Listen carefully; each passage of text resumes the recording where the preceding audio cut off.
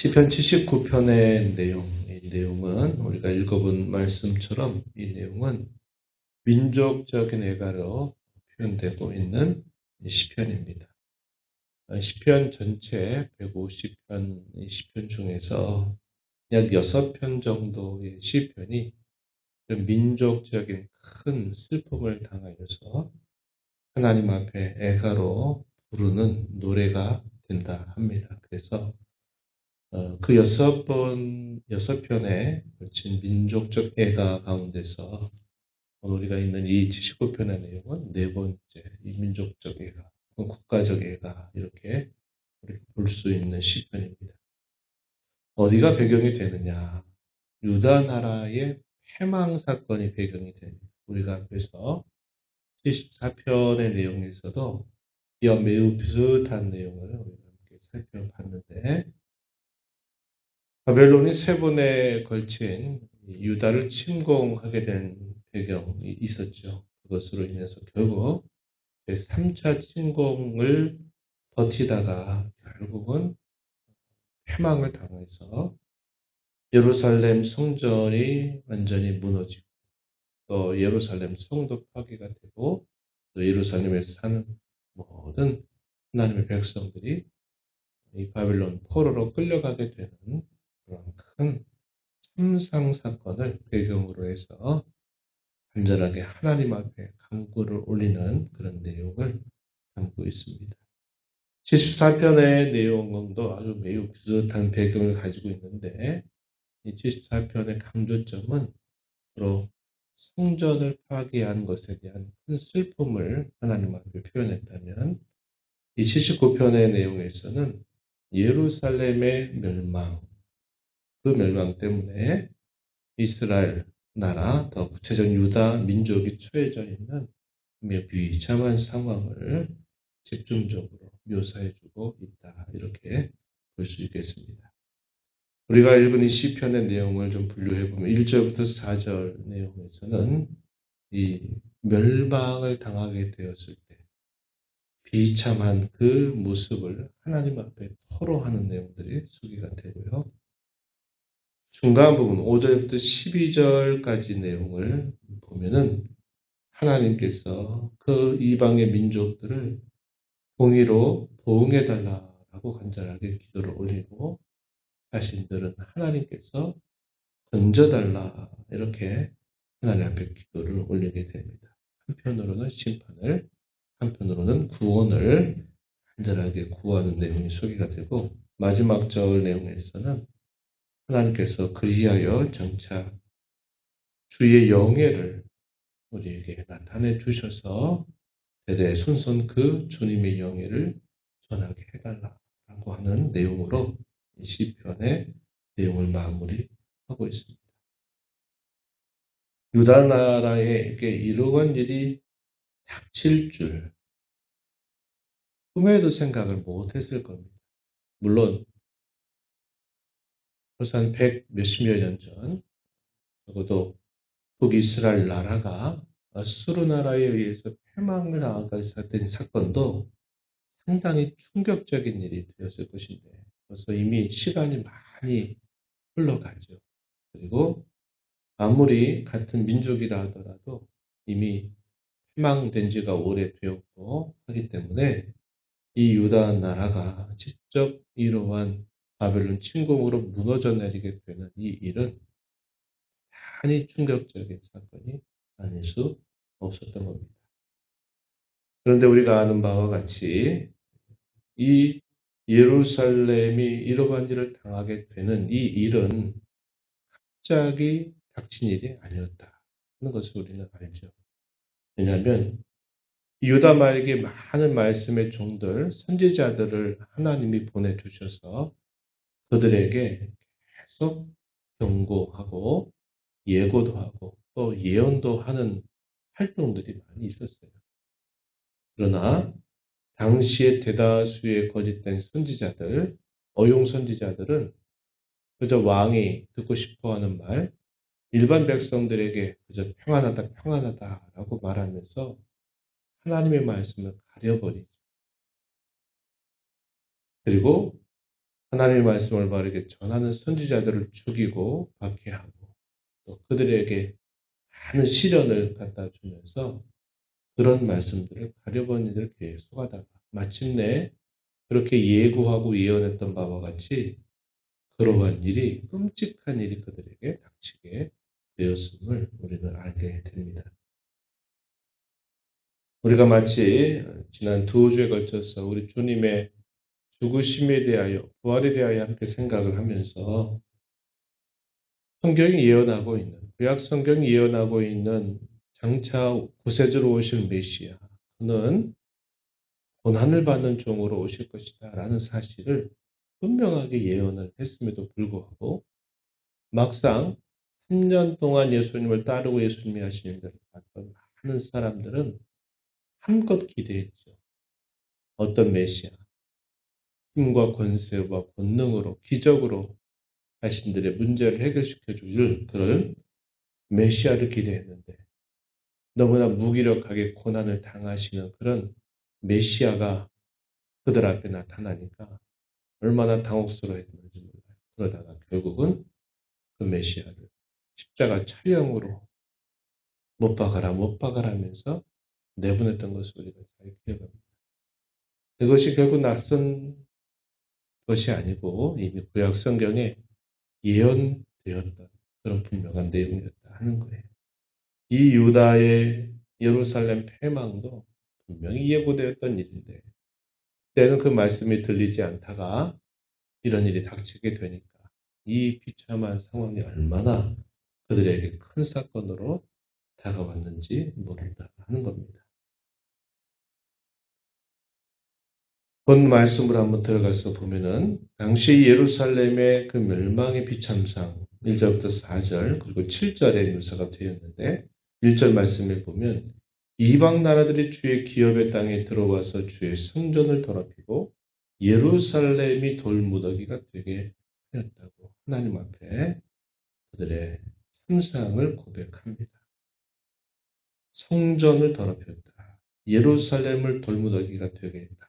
이 말은 그들의 모든 삶의 근거들을 다 잃어버리게 된 그런 상황을 말하고 있다 하겠습니다. 2절 말씀 3절 4절 보면 이렇게 말하죠. 2절에서는 그들이 주의 종들의 시체를 공중의 새에게 밥으로 주고 주의 성도들의 육체를 땅의 짐승에게 주었다. 같은 말인데 반복으로 표현한 거죠. 공중의 새와 짐승의 밥으로 그대로 죽은 대로 내버려 뒀다. 이렇게 말하는 것입니다. 그들의 피가 예루살렘 사방에 물같이 흐를 정도였다. 3절에서 이렇게 말하고 그들을 매장하는 자가 없었다. 너무나 많은 사람들이 그런 일을 당하게 되니까 매장할 여유조차도 없는 그런 상황을 맞게 된 겁니다. 이웃 나라들에게는 비방거리가 되고 조수와 조롱거리가 되었다. 이렇게 고백을 하고 있는 겁니다. 하나님을 섬긴단 말하는 저 백성들에게 도대체 무슨 일이 일어났냐? 사람들이 하나님을 섬기는 백성이라고 말하면서 도대체 그게 뭐냐라는 식의 조롱이 그들에게 닥치게 되었음을 고백해 주고 있어요. 7절 말씀에 가서 보면 또 이렇게 표현합니다. 7절 그들이 야곱을 삼키고 그의 거처를 황폐하게 되었다. 이렇게 고백을 해줍니다. 그래서 이 국가적인 참상의 정도가 그들의 상상을 초월할 정도였습니다.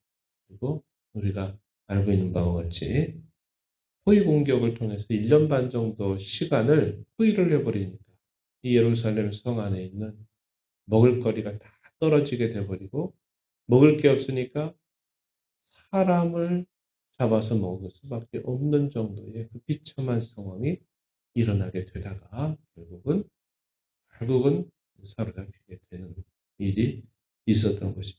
그래서 그러한 일은 대단히 그들에게 충격적인 일이 될 수밖에 없었다. 이렇게 우리가 볼 수 있는 상황입니다. 그때에 하나님 앞에 어떻게 합니까? 어느 때까지입니까? 주님 어느 때까지입니까? 하나님 그들에게 주의 노를 쏟아주소서 간구를 올립니다. 심판을 간구하죠. 6절 말씀에 보면 주를 알지 아니하는 민족들과 주의 이름을 부르지 않는 나라들에게 주의 노를 쏟으소서 이렇게 표현했습니다. 자신들의 관계에서는 뭐라고 말합니까? 8절 가서 보면 이렇게 말하죠. 우리 조상들의 죄악을 기억하지 마시고 주의 긍휼로 우리를 속히 영접하소서. 우리가 매우 가련하게 되었나이다. 이렇게 말합니다. 우리가 어제 살폈던 78편의 내용은 서사시 혹은 역사시이면서 지혜시다 그랬죠. 뭐를 쭉 소개받았습니까? 이스라엘이 지나간 모든 역사 속에서 그들이 범한 죄악의 역사가 어떠했는가 하는 것을 고백한 내용을 우리가 살펴봤어요. 그럼에도 불구하고 그들이 범한 죄보다 하나님의 은혜가 더 컸다는 사실들을 고백했던 것처럼 여기서도 자신들의 조상들의 죄악을 기억하지 말아달라.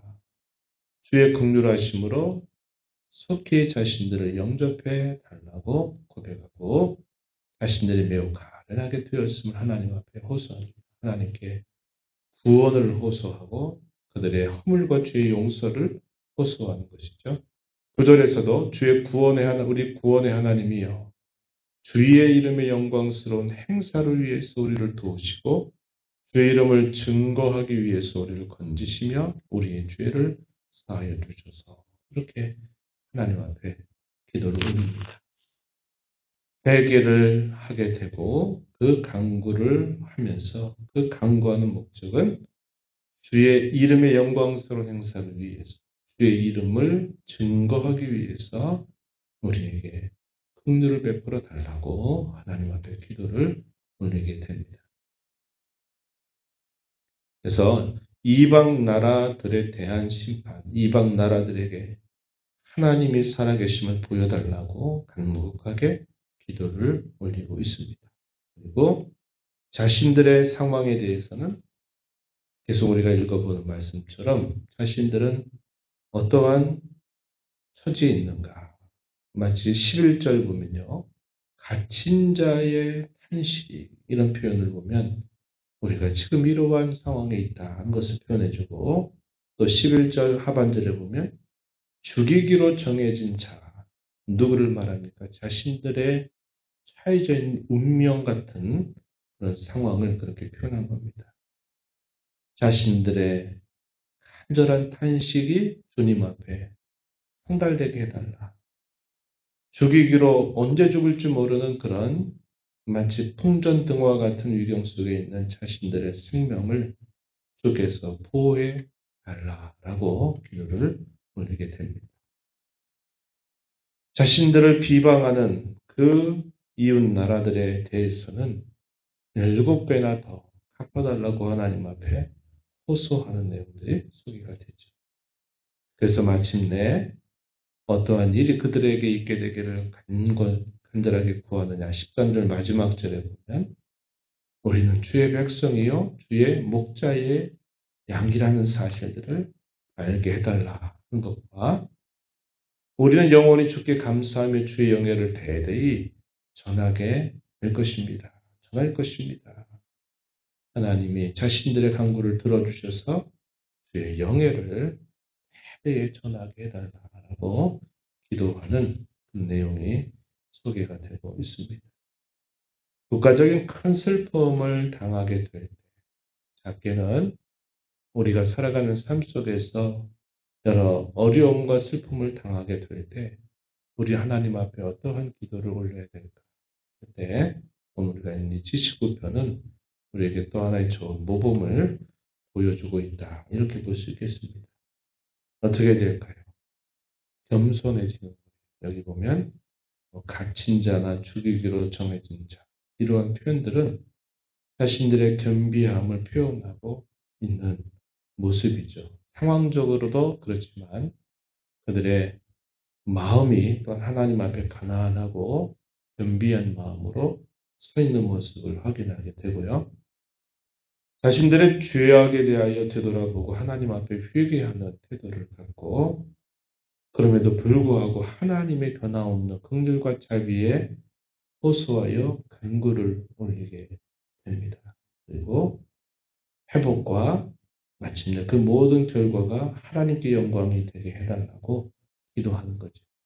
이것이 우리가 국가적으로 어려움을 당하게 될 때, 또 작게는 우리의 삶 속에 어떤 큰 슬픔을, 혼란을 당하게 될 때, 우리가 하나님 앞에 기도하는 우리의 신앙, 자세, 그리고 간구의 내용이 되어야 함을 가르쳐 주고 있다 하겠습니다. 지금 우리나라뿐만 아니라 전 세계는 지금 예전 같지 않은 그런 상황을 맞고 있습니다. 신냉정 시대다 해가지고 지금 우크라이나와 이 러시아의 전쟁이 벌써 발발한 지가 1년이 넘어가도록 그 전쟁은 끝나지 않고 언제 끝날 줄 모르는 상황이고 이 두 나라로 인해서 세계의 나라들이 마치 두 편으로 갈라진 듯 이러한 상황들이 펼쳐지고 있습니다.